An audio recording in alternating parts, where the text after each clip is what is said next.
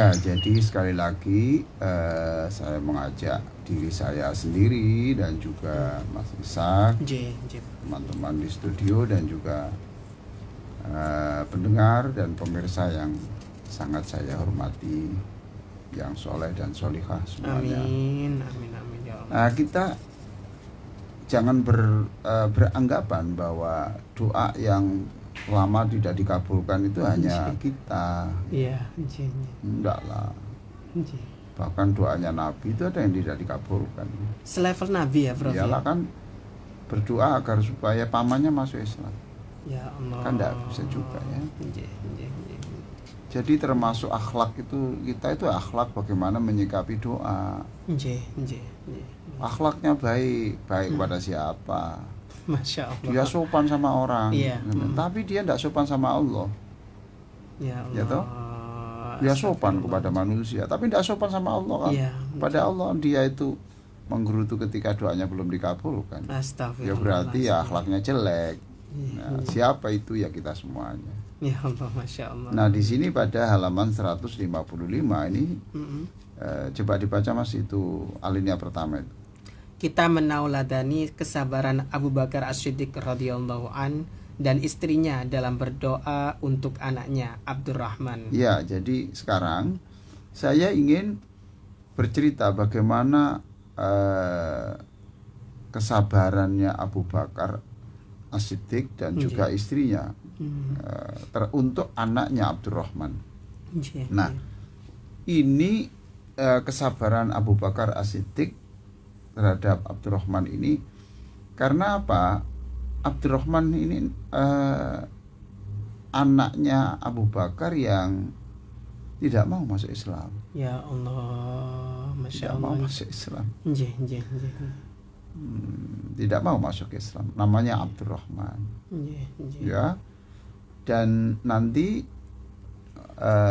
pemirsa atau pendengar bisa melihat ayat kejadian itu di surah Al-Ahqaf.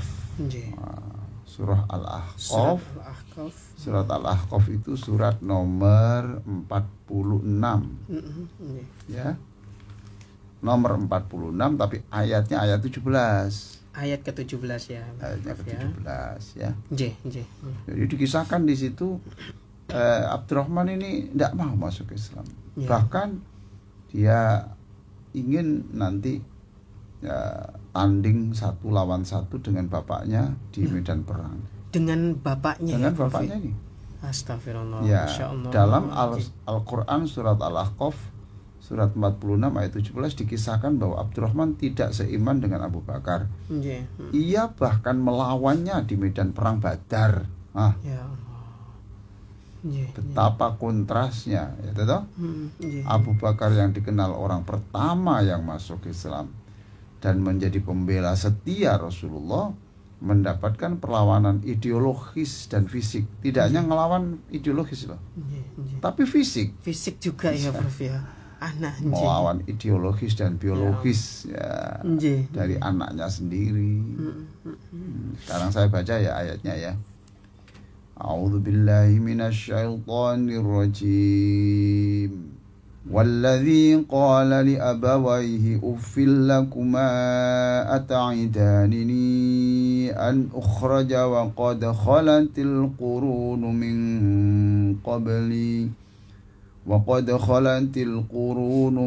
قبلي وهما يستغيثان الله ويلك آمن إن وعد الله حق فيقول ما هذا إلا أساطير الأولين.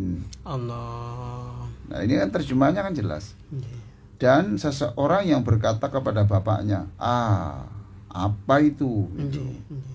Berkata kepada bapak ibunya, untuk apa kamu cerita bahwa aku ini akan dibangkitkan dari kematian itu? Ngomong kosong itu ngomong kepada Abu Bakar dan istrinya dan ibu-ibunya atau bapaknya dan ibunya sendiri. Waqad khalatil qurun min qabli, kan dulu kan sudah banyak yang mati dan mana yang dibangkitkan. Nah, Wahuma, dan keduanya Abu Bakar dan istrinya itu yastaghitsanillah, istighosah terus. Istighosah terus, yastaghitsanillah. Istighosah terus, minta tolong kepada Allah. Nah, sampai ngomong kepada anaknya sendiri, wailaka amin. Wailak. Kamu ini bagaimana? Kamu nanti kan sengsara toh nak. Berimanlah kamu anakku. Inna wa'dallahi haq. Janji Allah itu benar sayang. Nanti janji Allah itu sudah pasti benar. Pasti kamu disiksa. Tapi jawabnya, ma hadza illa asatirul awwalin. Apa Pak? Apa Bu? Itu kan kebohongan yang diwaris-wariskan terus. Bohong gitu. Nah, gitu. Itu berita-berita tidak jelas, itu hoax itu. Ya, berita Quran yang hoax. Dongeng. Ya. Masya Allah. Ya Allah. Nah, sekian puluh tahun doa itu dibaca loh. Dan anaknya ini masih tetap tidak beriman. Masih belum beriman ya Prof ya. Nah, sampai ibunya wafat pun belum beriman. Astagfirullah. Masya Allah. Sampai ibunya wafat sendiri belum beriman. Masya Allah. Itu kelas Abu Bakar. Ya Allah. Kelas Abu Bakar. Ya Allah. Sampai ibunya wafat itu belum masuk Islam. Nah, beberapa tahun setelah itu doa Abu Bakar yang tiada putus itu, setelah Abu Bakar berdoa ya terus sama istrinya kan doa terus sampai istrinya meninggal, itu tetap saja dilanjutkan doa itu. Nah, barulah anaknya ini masuk Islam. Berapa puluh tahun ya itu ya. Ya, berarti ibunya tidak tahu toh? Belum tahu, nggak tahu sudah meninggal ya Prof ya. Bahkan setelah menjadi Muslim, menjadi sahabat yang sangat dicintai Rasulullah Sallallahu Alaihi Wasallam. Allahumma sholli alaihi. Andaikan Abu Bakar dan istrinya mengatakan, kami sudah berdoa kok belum dikabulkan, maka doanya pasti tidak dikabulkan. Astagfirullahaladzim. Tadi ada hadis tadi toh. Ya, Nabi mengatakan doa setiap orang itu dikabulkan asalkan tidak ngomong saya sudah berdoa mengapa belum dikabulkan. Ya Allah kok ditagih gimana? Ngeri ya Prof ya. Nah, di mana fakta yang menunjukkan bahwa siapa ini Abdurrahman itu dicintai Rasulullah. Ya. Nah, ini alinea berikutnya. Ketika Nabi Shallallahu Alaihi Wasallam menjelang wafat, Abdurrahman adalah sahabat yang membawakan siwak untuk Nabi. Masya Allah.